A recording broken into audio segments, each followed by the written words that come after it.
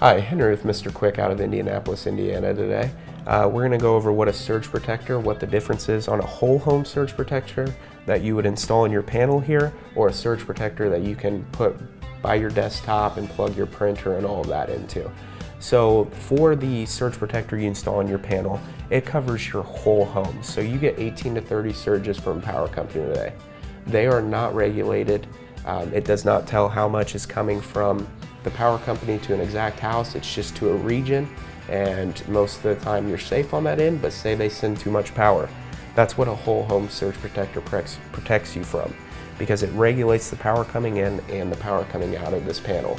And it is also an insurance policy. So say a surge comes in from a power company, unluckily, and it burns up your furnace. All of a sudden you have this huge bill that you have to pay to your heating and air company to come and fix your furnace. Whereas you had your surge protector installed a week ago and it went through the surge protector, they're going to write you a check for your new furnace because it should have regulated that surge. Now a desktop surge protector, that just protects everything plugged into it. So that is just a smaller scale of what it can be, and they also have more flaws. They tend to trip more often, so when you overload them, it wouldn't be overloading the circuit itself, it's just overloading what it can handle, and it will just set it off. And it has no insurance policy behind it.